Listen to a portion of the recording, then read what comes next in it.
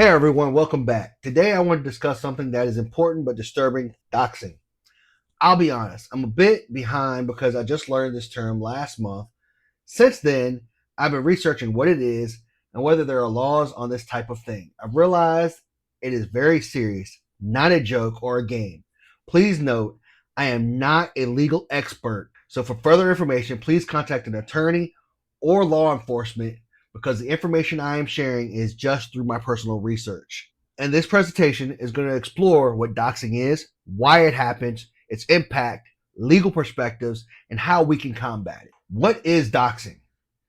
Cambridge Dictionary defines doxing as publicly publishing private information about someone on the internet without their personal permission in a way that reveals their name, where they live, or other personal information. From my research, doxing has been found to ruin victims' reputations, mental health, cause financial losses, and lead to physical safety concerns for them and their loved ones. It is often used to harass and intimidate. What makes doxing especially dangerous is its potential for real-world harm. Imagine playing your favorite video game, trash talking in a heated match, and then suddenly your opponent posts your address online. Terrifying, right? Why does doxing happen? Why do people do it?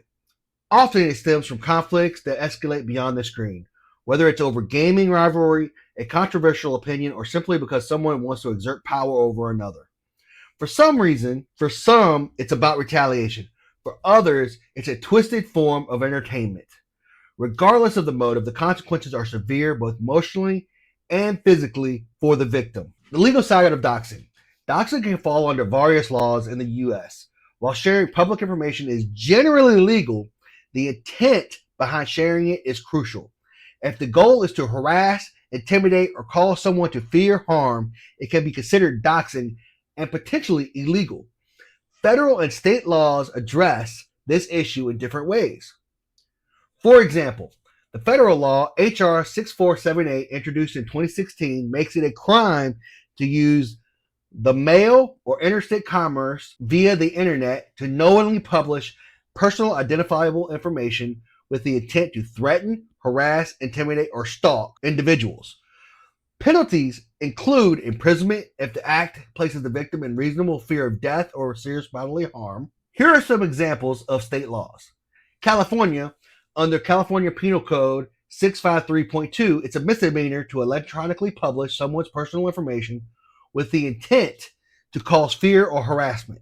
Penalties include up to 1 year in county jail and fines up to $1,000. In Texas, doxing is defined as publishing personal information to cause harm.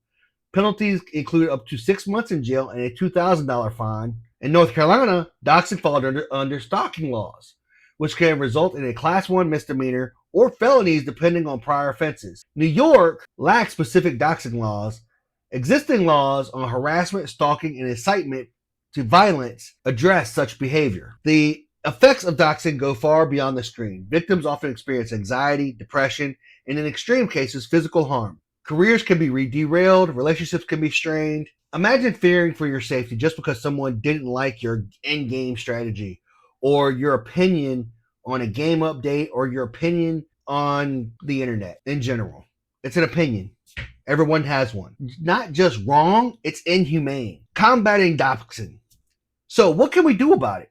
Here are a few actionable steps to protect yourself. Protect your online identity, use strong passwords, enable two-factor authentication where available, and avoid sharing personal information. Report incidents. Most platforms have tools to report doxing and harassment. Support the victims if someone you know is targeted. Help them navigate the situation and report it. As a community, we need to call out and condemn this behavior. The more we stand together against doxing, the less room there is for it to thrive. A call to action. As my closing, gaming should be a safe space for everyone, as well as having free speech to express our opinions on the internet, because they're opinions. We all have one, and we should be able to agree to disagree. Let's make sure we're doing our part to keep it that way. If you found this video helpful or eye-opening, don't forget to like, subscribe, and share it with others. Let's spread awareness and let's stand together. Until next time, stay safe, stay kind, and game on.